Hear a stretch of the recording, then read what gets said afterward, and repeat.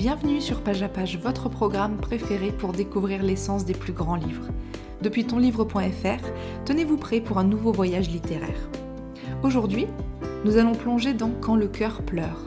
Ce livre, écrit par l'influenceuse Tamara Goro en 2022, prend la forme d'un journal intime et revient sur la souffrance psychologique de l'auteur jusqu'à sa guérison.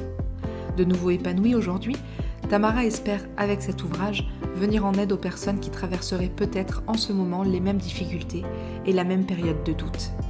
Nous commencerons par un résumé général, puis un résumé par chapitre, et nous terminerons par quelques analyses qui nous permettront d'approfondir les idées clés de ce livre. Quand le cœur pleure pourrait être vu comme un cri de détresse, un cri poussé par toutes les personnes qui traversent une période difficile. Et il faut dire que la situation n'a plus rien d'exceptionnel. Les rythmes de vie et les dynamiques d'aujourd'hui peuvent nous pousser à l'extrême sans même que nous ne nous en rendions compte. Travail, argent, maison, mariage, famille. Les grandes étapes de la vie sont franchies les unes après les autres. Et pourtant, il est des situations où le temps nous vient à manquer. Ce temps qui nous permet de nous poser, de nous recentrer, de prendre conscience de nous-mêmes. Le rythme frénétique de la vie, parfois, peut cacher une réalité douloureuse qui n'a pas encore été traitée. Et c'est précisément ce qui est arrivé à l'auteur de ce livre, l'influenceuse Tamara Goro. Alors qu'elle avait tout pour être heureuse, l'auteur du livre a surpris son public en annonçant qu'elle souffrait de dépression. Succès, mariage idyllique, 2 beaux enfants et la reconnaissance professionnelle, peu importe. Parallèlement au bonheur qu'elle affichait sur Internet, la réalité était tout autre. La vérité a éclaté finalement lorsqu'elle a admis qu'elle suivait une thérapie et qu'elle souffrait de dépression et d'anxiété. Quand le cœur pleure est le résultat du processus psychologique de son auteur et de sa protagoniste. Un voyage intime et personnel mais plein d'espoir qui viendra en aide aux personnes vivant la même chose. Le livre est écrit sous la forme du journal intime de l'auteur. Chaque chapitre est le reflet d'une période de son passé, de la découverte de sa souffrance jusqu'au terme de sa thérapie. La voix est à la première personne et les dialogues se font avec Luce, son psychiatre. Pour commencer, Tamara Goro utilise le premier chapitre pour se présenter à ses lecteurs. Comme si nous lisions son journal intime, l'auteur s'ouvre sur la manière dont elle a utilisé ce média à l'adolescence pour raconter son quotidien et sur le fait qu'elle y revienne aujourd'hui. Dès les premières pages, elle nous confie avoir commencé à voir un psychologue. Et c'est à partir de là que nous plongeons ensemble dans ses souvenirs et dans les traumatismes de son passé. Le chapitre suivant nous apprend que Tamara a commencé à suivre une thérapie après avoir senti que quelque chose n'allait pas en elle. Après avoir tout d'abord cru que tout était lié à son quotidien effréné, elle envisagera finalement la possibilité que tout soit lié à des troubles de son passé, qu'elle n'avait pas osé évoquer jusqu'alors. Au chapitre 3, Tamara réalise qu'elle n'a pas encore réussi à faire la paix avec les souvenirs traumatisants de son passé. Elle ose nous raconter par exemple comment, alors qu'elle était enfant, elle a été victime d'abus dans un camp de vacances. De là commencent à découler sa tristesse et ses angoisses. Et Tamara va de plus en plus en avant dans les souvenirs traumatisants au chapitre 4. Les problèmes de dépendance de son père notamment, qui ont refait surface dans son esprit après des années de dissimulation. Au chapitre 5, une fois les dernières révélations faites, Tamara réfléchit avec nous à la nécessité d'être en paix avec nos expériences passées, sans quoi il ne sera jamais possible d'être heureux dans le présent. L'auteur nous raconte ensuite comment, après plusieurs séances, s'est installé un sentiment d'isolation et de solitude. La présence et le soutien de son entourage n'y a rien changé. Elle avait entrepris un changement qu'il lui fallait poursuivre seule. C'est à partir du chapitre 7 que Tamara réalise qu'elle ne pouvait plus continuer à tirer ainsi sur la corde. Il lui a fallu mettre un terme à la vie qu'elle menait, et c'est à ce stade qu'elle a annoncé publiquement la thérapie qu'elle suivait. À mesure que sa vie idéale s'est éloignée, Tamara a pris conscience que pour retrouver ses forces, il lui fallait aller de l'avant, s'éloigner et réfléchir à nouveau sur ce qu'elle vivait dans le moment présent. C'est finalement au chapitre 9 que Tamara nous évoque le moment où le diagnostic est posé. Une dépression, avec des symptômes d'anxiété généralisée. Le diagnostic est vécu comme un choc par notre auteur. Et puis, après s'être informée et avoir assimilé la nouvelle, elle finit par se préparer au combat qui lui reste à mener. À présent que son mal-être avait un nom, il allait lui falloir le combattre de toutes ses forces. Au chapitre 10, la thérapie se combine avec des visites chez un psychiatre.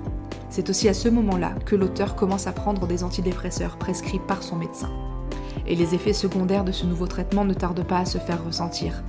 Tamara se réveille avec des vertiges. Elle se sent groggy, somnolente tout au long de la journée, et la nourriture ne reste plus très longtemps dans son estomac. Son apparence se dégrade. Elle perd beaucoup de poids en très peu de temps. Sous les regards inquiets de ses followers, Tamara se sent obligée de s'expliquer en détail. Elle confesse alors qu'elle souffre de dépression et suit un traitement qui la laisse affaiblie et la pousse à se couper des réseaux.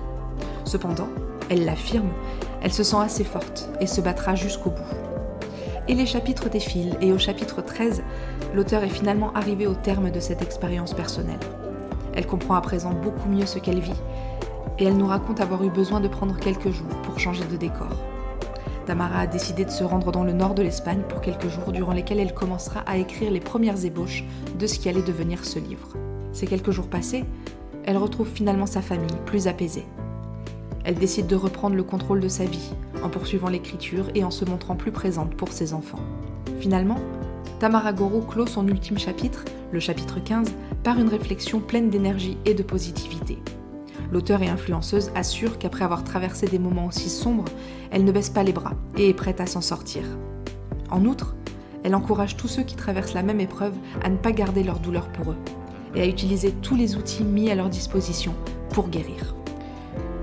Quand le cœur pleure se situe à mi-chemin entre la chronique et le livre de développement personnel. L'auteur s'ouvre à nous et nous raconte sa démarche personnelle afin d'aider les personnes qui pourraient vivre la même chose. Proche de la confession, l'ouvrage suscite de l'empathie et crée une certaine proximité avec le lecteur. Mais il y a encore un peu plus que ça. Avec son ton positif et encourageant, il nous incite à aller de l'avant et à demander de l'aide plutôt que de normaliser notre souffrance. Quant à savoir à quel type de lecteur s'adresse le livre, il faut savoir que Tamara Goro a écrit plusieurs ouvrages qui misent tous sur l'auto-assistance, la motivation ou l'inspiration. Pour autant, Quand le cœur pleure aborde cette fois des sujets beaucoup plus intimes.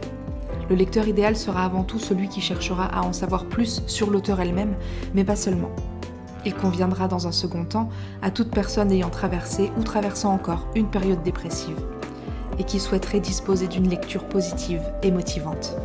Agréable et facile à aborder, le livre est structuré de manière à être rapide à lire et digeste. Une lecture qui pourrait même être idéale pour les vacances, l'ouvrage abordant des questions délicates et sensibles, mais de manière inspirante. Ce qui en ressort au fond, c'est la motivation et la positivité. Finalement, le message de Quand le cœur pleure est très clair. Si vous ne faites pas la paix avec votre passé, vous ne pourrez pas vous ancrer dans le moment présent et être heureux. Après des années de souffrance silencieuse, l'auteur a bien dû se rendre compte que sa vie idyllique ne pouvait en être vraiment une tant que certains problèmes passés n'étaient pas résolus. L'idée est celle que l'on retrouve fréquemment dans les livres de développement personnel. Nous devons vivre dans le présent, guéris du passé et confiants en l'avenir. La dépression pouvant toucher tout le monde, qu'importe le contexte familial ou la classe sociale, le livre souligne l'importance de savoir demander de l'aide et d'oser se confronter à ces recoins sombres de notre esprit. Vous traversez également une période difficile ? Peut-être l'écriture sera-t-elle salvatrice pour vous aussi, comme elle le fut pour Tamara, avec à la clé le début d'une nouvelle passion, qui sait ? Après tout, Quand le cœur pleure part d'une réalité personnelle, à laquelle un large public peut s'identifier. Et je ne doute pas que vous avez vous-même des choses passionnantes à raconter. En attendant, merci d'avoir suivi ce résumé général et par chapitre de Quand le cœur pleure de Tamara Goro. Pour aller un peu plus loin ou pour acquérir le livre, vous trouverez ci-dessous dans la description tous les liens associés à ce résumé. N'hésitez pas également à noter notre programme et à nous suivre pour ne rien rater de nos futurs contenus et pour permettre à d'autres de les découvrir à leur tour. Merci et à très bientôt avec un nouveau livre.